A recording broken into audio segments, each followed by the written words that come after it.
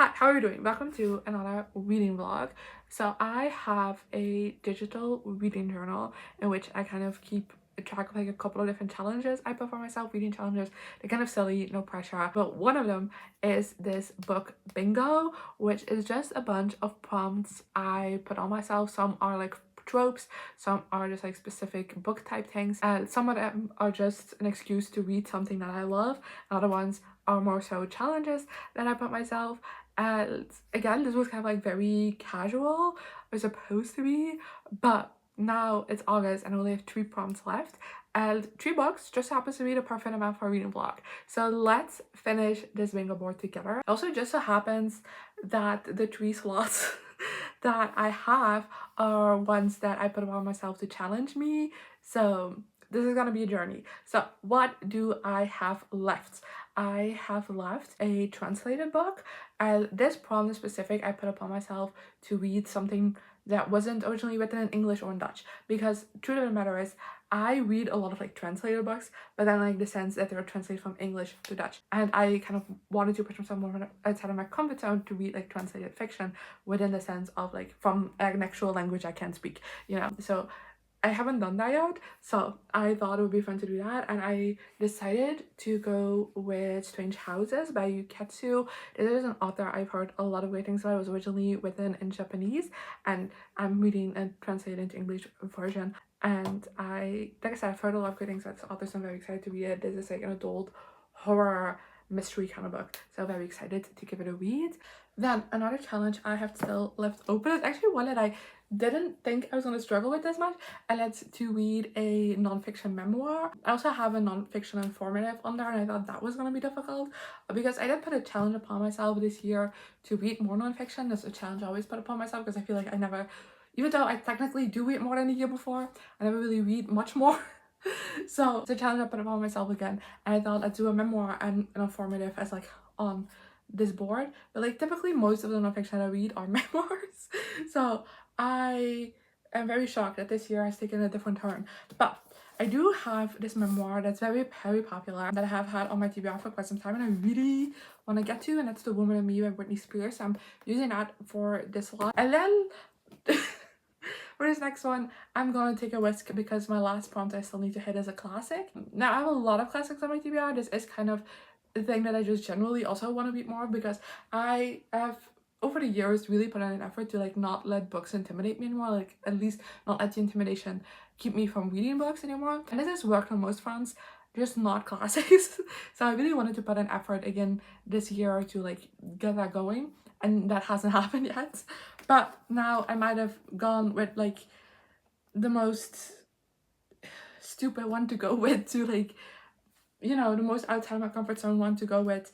But hey, everybody's talking about this book right now and I'm curious about it, and that's The Odyssey by Homer, obviously. Like everyone is talking about this because of the movie adaptation, and I don't know, I've always loved Greek mythology, but I don't feel like I'm that familiar with the Odyssey just like in general, so I've been wanting to read it. This is a more modern translation, so I'm hoping that will help me out, but I don't know, I'm still scared. So yeah, that's the TBR for this video. I hope you'll enjoy it, and at the end of this I'll have a full blackout bingo board. I'm very excited for that.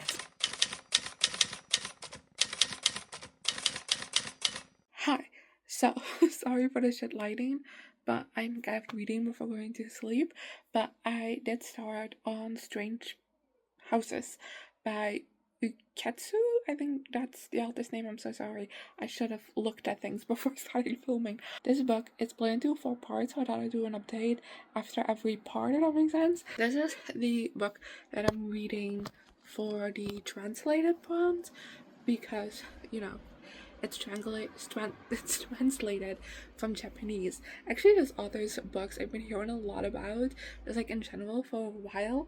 And then just a little bit ago, I saw a Smosh Mouth episode in which Shane talked about these books, and that fully sold me. I feel like that got me like very, the way he pitched it just got me very curious about it. So I immediately went on my library app and requested one of the books, and this is the one that came in first. So I'm reading it now, and I'm really liking it so far, which is wild to say because I'm not far in yet at all. This is a really short book, so the first part is also really short. But basically, the premise of this book is that we follow an author who so far has gone nameless. I don't know if he will remain nameless or not, but at the start of the book, he gets sent this floor plan from one of his friends because they are thinking about moving and like trying to find a house. And this is one of the houses that they looked at, but they thought the floor plan was a little bit strange. So they sent it to this author, who would then send it to another one of his friends who is an architect, because he doesn't really know that much about floor plans.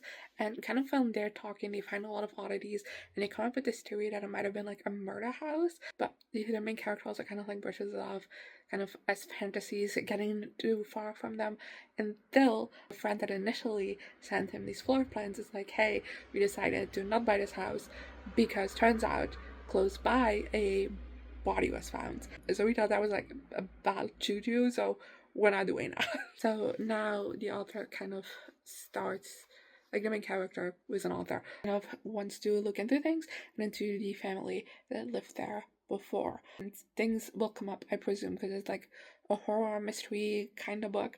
And yeah, so far I'm so enthralled by this. I don't know what it is, because I feel like everything that I just told you is just what happened. So that's basically just like a synopsis for this book. Not much, but there's just something so captivating, so eerie even about this book so far. Like, I don't know what it is. Like, nothing has happened. Like, honestly, the horror so far has come from like the imaginations of the main character and the architect friends, where they're just like imagining things. But it's just like looking at this floor plan looks very realistic, like that could be possible, and it's wild. Something I was a little bit scared of with this book is that I am terrible at reading floor plans. Like, I'm horrible at it. Like, I can't explain to you. It's like same with diagrams and everything.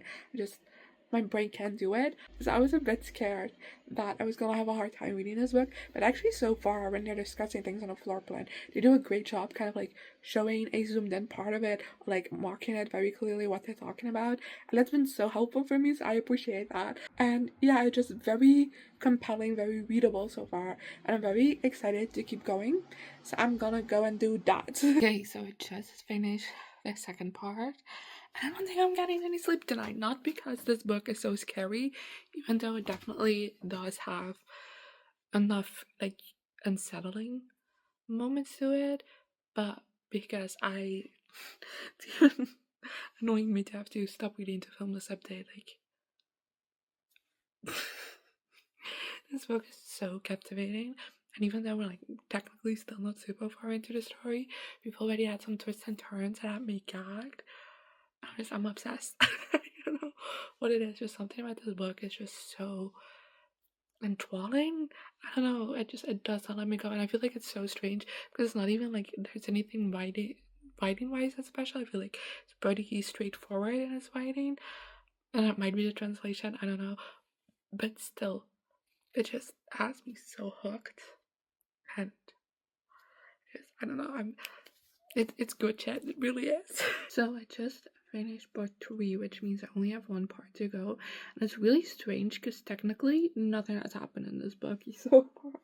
It's just been these 3 characters kind of like talking to each other and coming up with these theories almost that seem so fucking unhinged, but also are the only thing that makes sense, if that makes sense. So I'm very curious to see how this is going to wrap up. And I do think this is like a very strange setup for like a mystery or like a horror book where it's like zero action, you know? But it is still very effective. Like, I am still like feeling very anxious about it all. It's still, like I said, just like such a captivating read. So, you know, I don't know how to explain this book. Like, going to review it after it's done is gonna be so difficult, I'm sure. But so much hinges on this last part, and I'm just so curious how is all gonna wrap up, you know?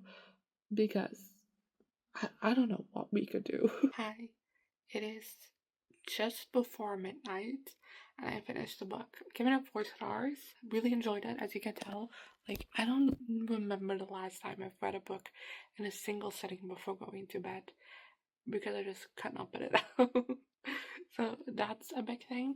I did like the way things wrapped up. I do have to say it is a bit of an open ending, which I've read some Storygraph reviews and some people are pissed off about that, but I actually think it fits the story quite well, so I didn't mind that much. Just know this book is just people talking to each other. That's all it is. Which is basically why it's not a 5 for me, because I would have liked just a little bit of action. But I did have a good time with this. And it's wild to me how it just, like I said, it's just people talking, it's people making up theories, and then the ending is like confirming what's actually going on, you know? And just wild how, with so little clues, it's still the most obvious answer, that makes sense. And it was really well done. And it's just really well written, where it's just so captivating. And yeah, I definitely understand now why I've seen so much about this author's books. Like, I immediately put Strange Buildings on hold in my library as well. So let's hope I'll be able to get that out soon as well, because this was a wide and I really enjoyed it. So, and yeah, this ticked things off for the translated prompt. Look at me go. And I only have 2 books left in my bingo challenge.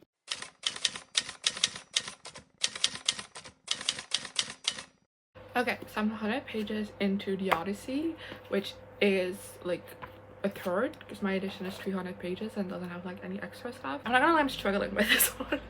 And a lot in a way that I was expecting, really. I just think it's really boring so far, and it's just not gripping me, and that's the thing I'm struggling with.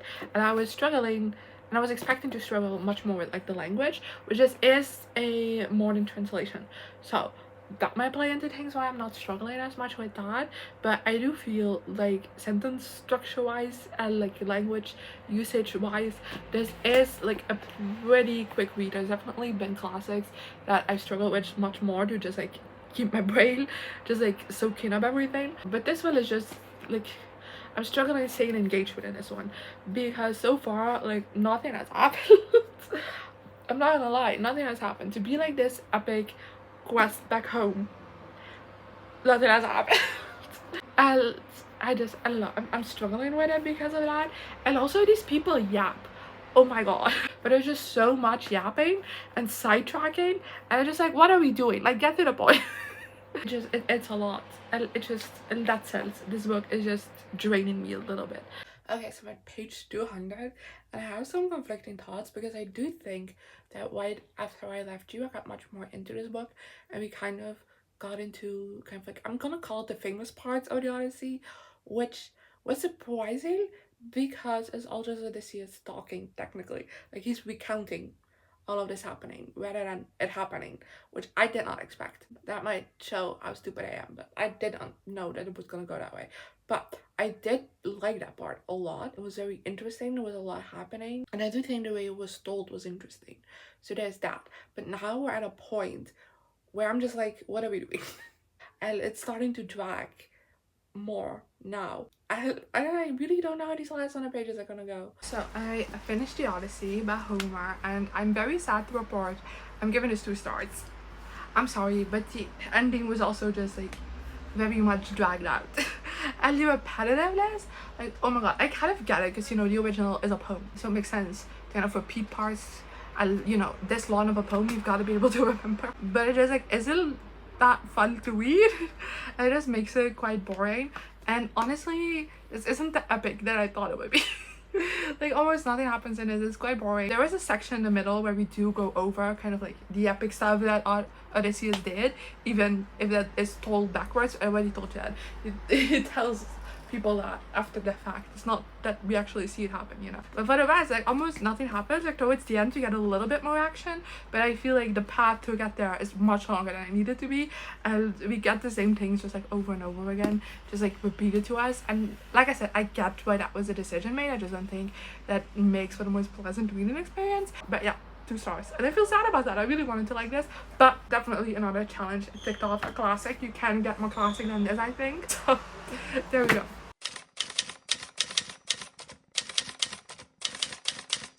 So I've started on, and I'm about halfway through The Woman in Me by Britney Spears. Because it's her memoir that she released 3 years ago already. I looked at the publishing year at the time, and I was like, damn, I was been 3 years already. Because I've genuinely been dying to read this ever since it came out. I just haven't gotten around to it until now, so sorry. But halfway through, I don't know how to feel about it. as in with the way it's written. Whenever I'm reviewing a memoir, I'm never talking about like the actual content of it, if it makes sense. I'm talking more about the way it's written, and I don't love the way this is written. I feel like it remains very surface level, which, you know, it's a short book, so you can kind of expect that. But considering this book was supposed to be finally Britney telling her truth, it just feels so surface level. And then on top of that, I also just feel like it jumps around a lot. It just can be a bit confusing to read at times. And also, I'm a bit exhausted with all the name dropping. Like, I get it, Britney was famous and like met a lot of famous people, was around a lot of famous people, but it sometimes just feels like she's telling a story just so she can mention a person rather than like that story actually being like something she wants to tell, like something that's impactful to what's going on, if that makes sense. But all of that aside, obviously Britney's life, rough times. And I'm at the part where she's talking about her pregnancies, so it's not like we've gotten into the conservatorship at all. I was born in 2001, so I grew up with Britney's music, but I definitely was too young to be aware of like Britney the person, like the phenomenon, if that makes sense. So it is quite interesting to read so much, but definitely so far her early career and just how things came up, how she felt about things. I always think that's interesting. That's the most interesting part about a celebrity memoir, is like you've seen all of this stuff happen, but like what was like her thought process about it, what's the things that were going on behind the cameras, you know. And I think all of that so far has been really interesting. I definitely think she's doing a great job at that, but the writing is just a bit all over the place. Okay, so I finished The Woman in Me by Britney Spears. I'm giving this 3 stars, which is really sad because, as I said, I had been highly anticipating this, but I had been like very excited about reading this ever since I first got it, which is a really long time ago, and I don't know why it took me so long to get to this book. But I just, like I said, I didn't love the way it was written. I feel like Britney's story is one that definitely deserves to be told. Like, oh my god, it's insane how clearly she was struggling and how little people actually cared about helping her. And it's wild what she went through, both like in her personal life as well as like in the media. Like, it's so fucked up. It's still so fucked that she just had nobody in her corner, like no one. Truly, everyone in her life found a way to screw her over, and that's just fucking depressing to read. But I will say again, with the writing, I didn't think it was the best for this book. I feel like it was just, as much as it was a very quick read, I also feel like it was just very kind of polished, if that makes sense. And as I said, I also just feel like she jumps around a lot in this book, which makes it a bit hard to follow at times.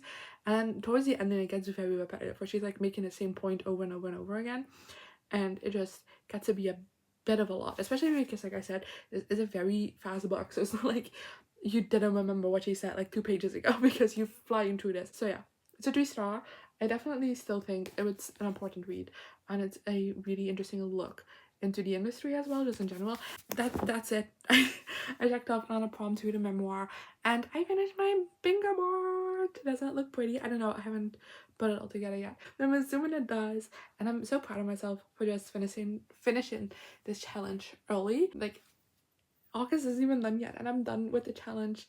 I have 4 months left in the year, and I can do whatever I want. I mean, I was going to anyway, but I honestly put this reading challenge on not necessarily because I needed to complete everything by the end of the year, but just because I thought it would be like fun ways to kind of inspire my reading throughout the year. And I just kind of took it more as a challenge now that I knew only 3 spots were left open, you know. So I had fun doing that together with you. I hope you had fun doing that with me, especially as I feel like the books that I read in this one aren't the most inside my comfort zone. So I hope this was still an enjoyable vlog, and hopefully I'll see you next time. Bye.